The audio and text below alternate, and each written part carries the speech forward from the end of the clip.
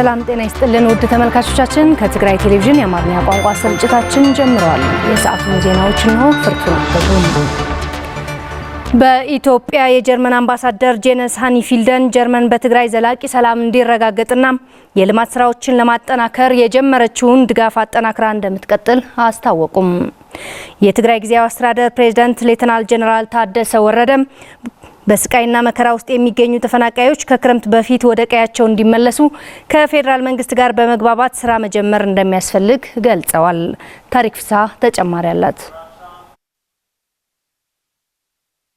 የትግራይ ጊዜያዊ አስተዳደር ፕሬዝዳንት ሌተናል ጄኔራል ታደሰ ወረደ በኢትዮጵያ የጀርመን አምባሳደር ጄኒስ ሃኒፈልደን ዛሬ በጽህፈት ቤታቸው ተቀብለው አነጋግረዋል። ፕሬዝዳንቱ 40% የትግራይ ግዛት በወራሪ ኃይሎች ቁጥጥር ስር እንደሚገኝ ለአምባሳደሩ የገለጹ ሲሆን የፌደራል መንግስት በትግራይ ግዛት የሚገኙ ከኢትዮጵያ መከላከያ ሰራዊት ውጭ ያሉ ኃይሎችን የማስወጣትና ተፈናቃዮች ወደ ቀያቸው የመመለስ ኃላፊነት ስላለው ይህንን ማድረግ እንደሚገባው ገልጸውላቸዋል። ፕሬዝዳንት ሌተናል ጄኔራል ታደሰ ወረደ አክለውም ጊዜያዊ አስተዳደሩ ከፌደራል መንግስት ጋር ያለው መልካም ግንኙነትን በማስቀጠል አዎንታዊ ለውጥ ለማምጣት በተሻለ መልኩ እየሰራ እንደሆነ አስረድተዋል። በስቃይና መከራ የሚገኙ ተፈናቃይ ወገኖቻችን በተቻለ መጠን ከክረምት በፊት ወደ ቀያቸው እንዲመለሱ ለማድረግ ከፌደራል መንግስት ጋር በመግባባት ስራ መጀመር እንደሚያስፈልግም አስገንዝበዋል። ትጥቅ መፍታትና መልሶ በማቋቋም ዙሪያም ያለውን ሁኔታ ለአምባሳደሩ ያብራሩት ፕሬዝዳንቱም በመጀመሪያ ዙር 75000 የትግራይ ሰራዊት አባላትን ወደ ህብረተሰባቸው እንዲቀላቀሉ የማድረግ እቅድ ተይዞ እየተሰራ እንደሆነ አውስተው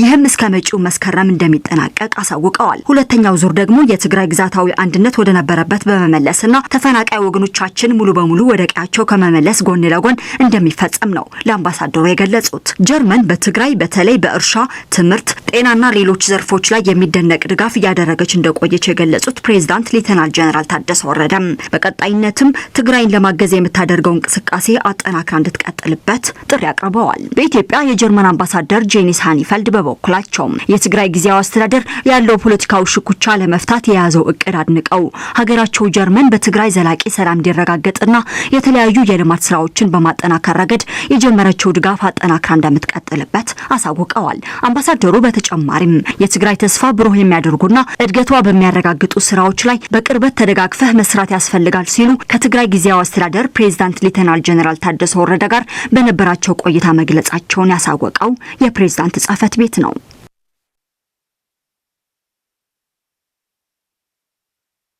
በትግራይ የጤና ባለሙያዎች መብትና ጥቅማ ጥቅም ባለመከበሩ ከ920 በላይ የጤና ባለሙያዎች ወደ ጎረቤት ሀገራት መፍለሳቸው ዘርፉን አሳሳቢ እንዳደረገው የትግራይ ጤና ባለሙያ ማህበር አስታወቀም።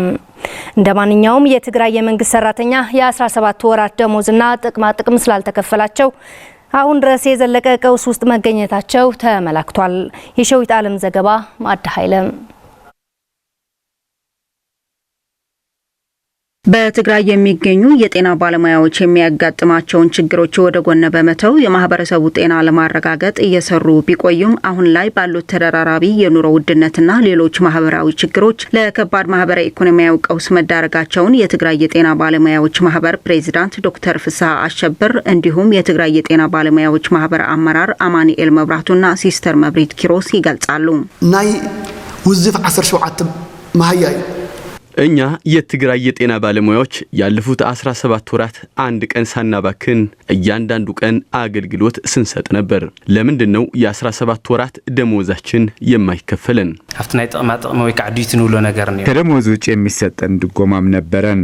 ባለሙያው በ30 ቀን ሙሉ ነበር የምንገባው። አመት በዓል የሚባል ነገር አናውቀውም። አሁን በበጀቱ ምክንያት ተደርጎ ያንን የሚሰጠን የነበረው ድጎማና ጥቅማ ጥቅም አልተሰጠንም። በዚህ ዙሪያም ጥያቄ ያለብን ምስት ዘለ ደሞዝ ምስተና ኢኮኖሚ ናይ ዕዳጋ ናህሪ ያለፈውን ደሞዝ ባለመከፈላችን ጭምር የሚሰጠን ደሞዝም በቂ አይደለም።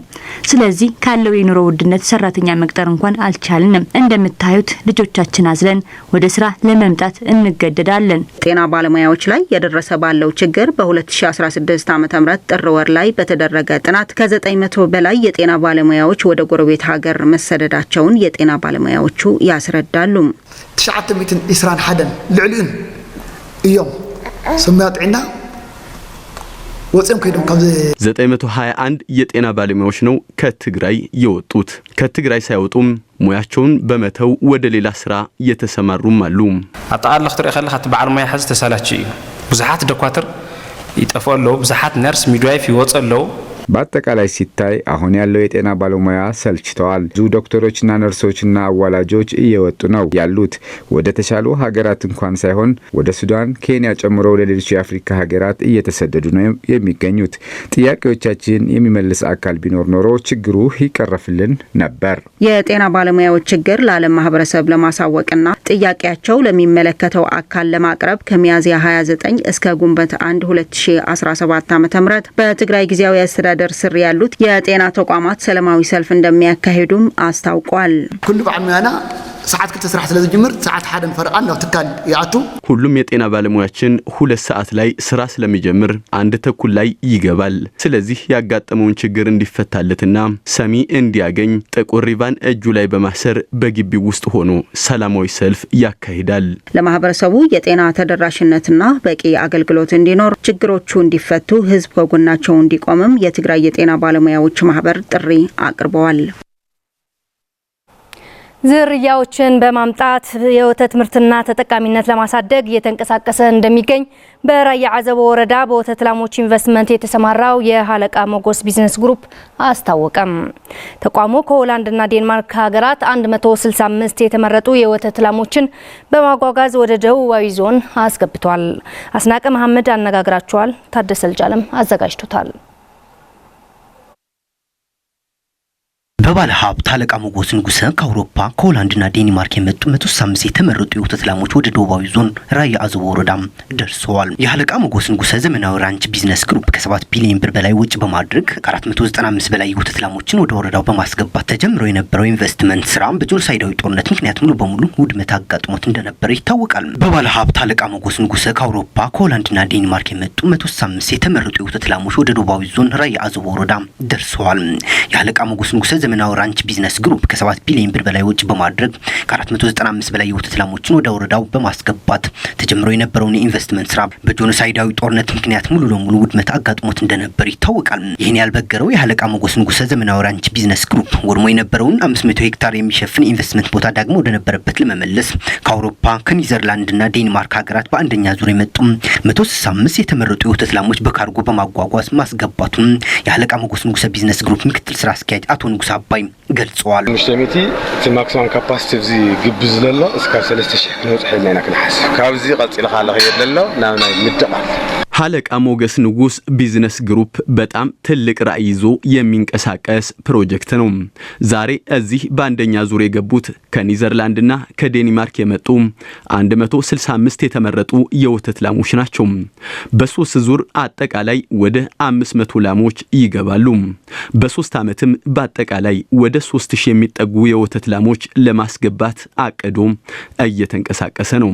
ከዛ በመቀጠልም የማዳቀልና የማራባት ስራ ይሰራል። ስለዚህ ይህን ነገር ማድረግ ከቻልን ከውጭ የሚመጡ ላሞች እዚህ ራሳችን እያረባን ለማህበረሰቡ ተጠቃሚ ማድረግ እንችላለን ማለት ነው። በሀገራችን በቤታችን ማራባትና ማዳቀል ከቻልን የውጭ ምንዛሬ የምናስቀርበት ሁኔታ ይመጣል ማለት ነው።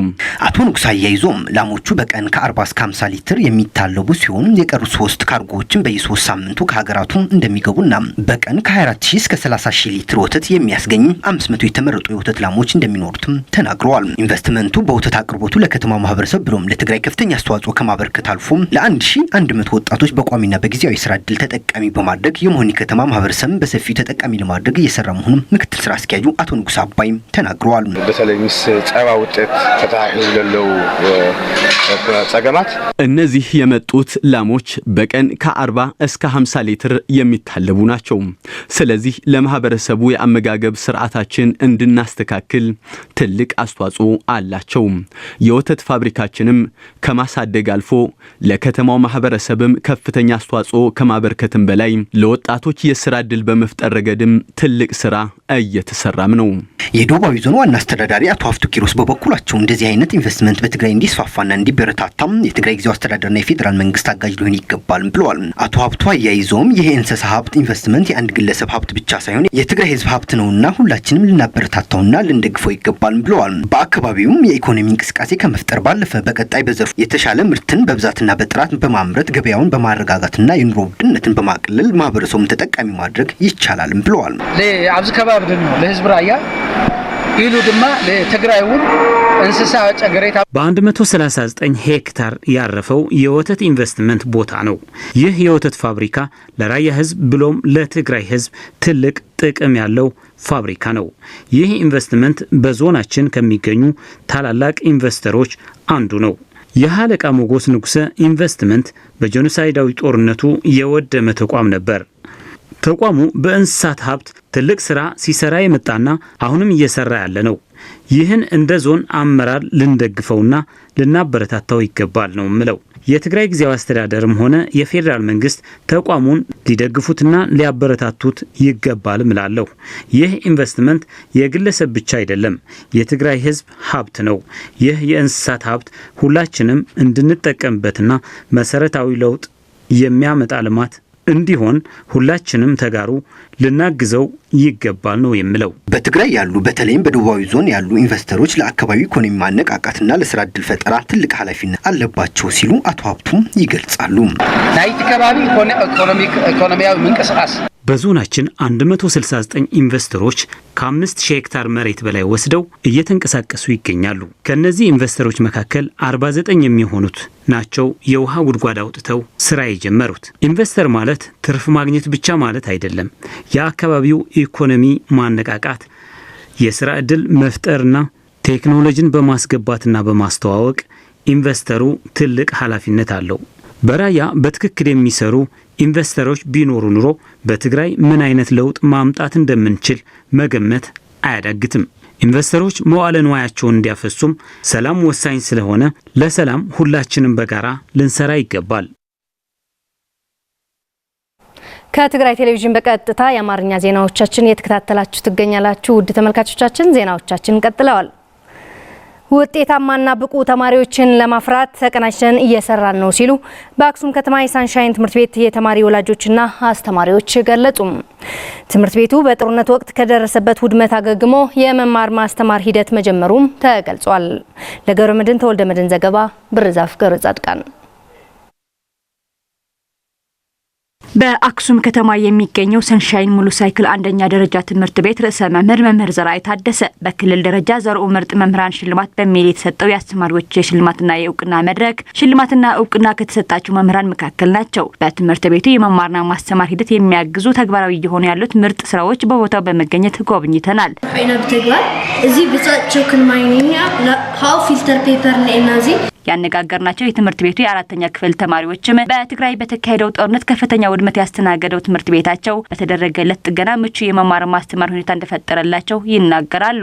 ህዝብ በጣም ይጽቦን ይሄ ቅድም ህዝብ ዝነበረ ግን አሁን በጣም ጥሩ ነው ያለው። ከዚህ ቀደም ግን የትምህርት ግብአቶች እጥረት ያጋጥም ነበር። መጽሐፍ ሁሉ ሳይንስና ሂሳብ ጉድለት ዘለዎ ከሂሳብና ሳይንስ በስተቀር ሌሎች መጽሐፍቶች ብዙም ጉድለት የለብንም። ጥሩ ነው ያለ ነው። ሂሳብና ሳይንስ ግን አንድ መጽሐፍ ለአንድ ቡድን ነው የሚሰጠን። ቅድም ህዝብ ቦምቦና ተሸጋጊርና እናخفንና ለዕላል ዋዕታ 5 እናخفንና ከዚህ ቀደም የወንበር እጥረት ነበረብን።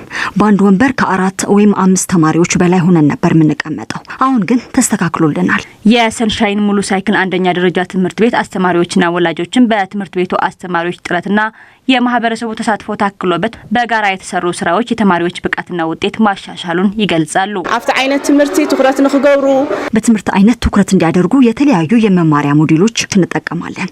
ጦርነቱ ከፈጠረባቸው ጥቁር ጠባሳ እንዲድኑ የሚያግዙ ስራዎች እየተሰሩ ነው። ውጤታቸው እንደምትመለከተው በሁሉም የትምህርት አይነት ጥሩ ውጤት ያመጡ ነው። በባለፈው የወሰዱት ሚድ ፈተናም ጥሩ ውጤት ነው ያመጡት። ጽቡቅ ውጤት አለው ማለት መማር ሐገዝ ማለት የመማሪያ ሞዴሎች ውጤታማ ያደርጋሉ። የመማር ማስተማር ሂደቱ ህይወት እንዲዘራ የመማሪያ ሞዴሎች መጠቀም አስፈላጊ ነው። በአንደኛ ሴሚስተርም ውጤታማነቱን አሳይቶናል። ተማሪዎና አብ ባይታ ከፍሎም ይማሩ ተማሪዎቻችን መሬት ላይ ቁጭ ብለው ነበር የሚማሩት። አሁን ላይ የተማሪ ወላጆችም ባደረጉት ጥረት ወንበሮቹ ጥገና ተደርጎለት ተማሪዎቻችን ወንበር ላይ ቁጭ ብለው እየተማሩ ይገኛሉ። ይህም ለትምህርት ጥራት ከፍተኛ ሚና እንደሚኖረው ይታወቃል። የተማሪዎቹ ውጤት ስናይ በተለይ እኔ የልጅ ኢንተሊጀንስ ኃይል ልጄ ከደረጃ ተማሪዎች መካከል ናት። 3ኛ ነው የወጣችው። የሰንሻይን አንደኛ ደረጃ ትምህርት ቤት ርዕሰ መምህር ዘርአይ ታደሰ የተገኘው ሽልማትና እውቅና የትምህርት ቤቱ ማህበረሰብ የጋራ ውጤት ነው ብለዋል።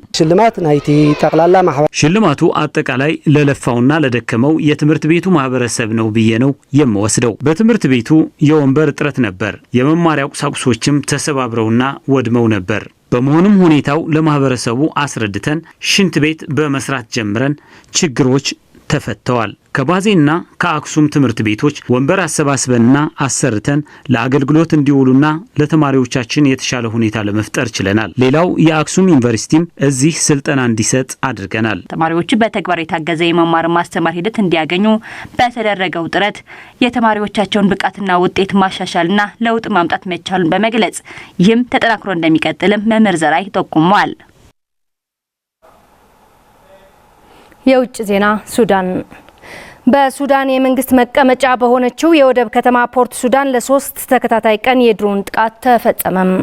ከሳምንታት በፊት የሀገሪቱ ጦር በፈጥኖ ደራሽ ኃይል ላይ የበላይነት በማግኘት በርካታ የካርቱም ክፍሎችን መቆጣጠር ከቻለ በኋላ ነው ተከታታይ የድሮን ጥቃቶች በፖርት ሱዳን ላይ የተፈጸመው። ፖርት ሱዳን የወታደራዊ ኃይሉ መቀመጫ ከመሆኗ ባሻገር በጦርነቱ ሳቢያ በከባድ ሰብአዊ ቀውስ ውስጥ ለሚገኝ የሱዳን ሕዝብ የሚደረስ እርዳታ የሚተላለፍበት የወደብ ከተማም ናት። ለ3 ተከታታይ ቀናት በከተማዋ ላይ የተፈጸመው ጥቃት የሱዳን ጦር ኃይል ተቀናቃኙን የፈጥኖ ደራሽ ጦር የከሰሰ ሲሆን ቡድኑ ግን እስካሁን ጥቃቱን ስለመፈጸሙ ኃላፊነቱን አልወስድም ብሏል። በፖርት ሱዳን የተፈጸመውን የድሮን ጥቃት በተመለከተም ዋናውን የመርከቦች መግቢያ ወደብና የአየር ማረፊያን ጨምሮም በከተማዋ ካሉ ከበርካታ ቦታዎች ከፍተኛ ቁጥር ጭስ ሲወጣ መመልከታቸው የዓይን እማኞች ተናግረዋል። በከተማዋ በተደጋጋሚ በተፈጸሙት የድሮን ጥቃቶች ምክንያት ጉዞዎች መደናቀፋቸው ተነግሯል። የድሮን ጥቃቶቹ ከወደቡና ከአየር ማረፊያው በተጨማሪ የኃይል ማመንጫና ሆቴል ኢላማም አድርገዋል።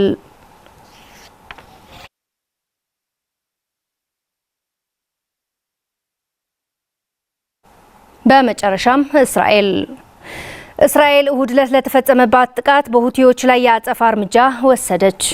የአየር ጥቃቱን የአሜሪካና የእስራኤል የጋራ ወረራ ነው ያለው ሁቲም እስራኤል ሰኞ ዕለት በፈጸመችው ጥቃት 21 ሰዎች ቆስለዋል ብለዋል። ያሰፋ ካሳ አዘጋጅቶታል። ብርዛፍ ገረ ጻድቃን ታቀርበዋለች።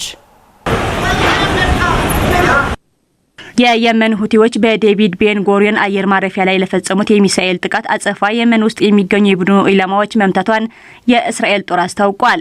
የእስራኤል መከላከያ ኃይል ጥቃቱ የተፈጸመባቸው ስፍራዎች በየመን ሁዳይዳ ወደብ ላይና በከተማዋ በሚገኘው የሲሚንቶ ፋብሪካ ላይ ሲሆን እነዚህም የሁቲ ኃይሎች የአቅርቦት ማዕከል ናቸው ብለዋል። ሁቲዎቹ እሁድ ዕለት በእስራኤል የአየር ማረፊያ ላይ የፈጸሙት ጥቃት ተከትሎ እስራኤል በጋዛ የምታካሄደው ወታደራዊ ዘመቻ ለማስፋፋት ላወጣችው እቅድ ምላሽ አየር ማረፊያዎቿን ኢላማ በማድረግ አጠቃላይ የአየር እንቅስቃሴዎቿን እናቅባለን ብለዋል። የአየር ጥቃቱን የአሜሪካና የእስራኤል የጋራ ወረራ ነው ያለው በኢራን የሚደገፈው ሁቲ እስራኤል ሰኞ ዕለት በፈጸመችው ጥቃት 21 ሰዎች ቆስለዋል ብለዋል። አሜሪካ ግን በጥቃቱ ተሳትፎ እንደሌላት አስተባብላለች።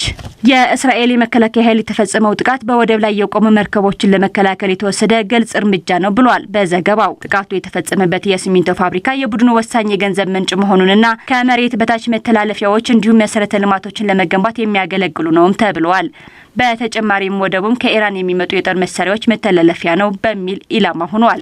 በሁቲ የሚመራው የጤና ሚኒስቴር ቃል አቀባይ አኒስ አልአስባሂ ቢያንስ 21 ሰዎች በጥቃቱ ጉዳት ደርሶባቸዋል ያለ ሲሆን ሁቲዎች ጥቃቱ የተፈጸመው በአሜሪካና በእስራኤል የጋራ ጥምረት ነው ሲሉም ከሰዋል። ነገር ግን አንድ የአሜሪካ የመከላከያ ባለስልጣን ለፈረንሳይ የዜና ወኪል ኤኤፍፒ እንደገለጹት ኃይሎቻቸው እስራኤል በፈጸመችው የአየር ጥቃት አልተሳተፉም በማለት አስተባብለዋል።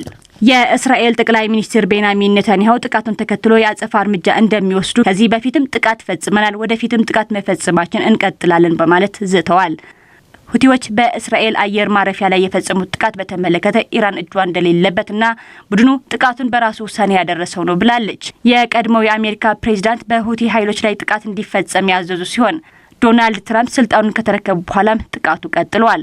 ባለፈው ሳምንት አሜሪካ በሰሜን ምዕራብ የመን ውስጥ በሚገኘው የስደተኞች ማቆያ ማዕከል ላይ የአየር ጥቃት ፈጽማ ቢያንስ 68 ሰዎች መገደላቸውን ሁቲዎች አስታውቀው ነበር ሲልም ቢቢሲ ዘግቧል።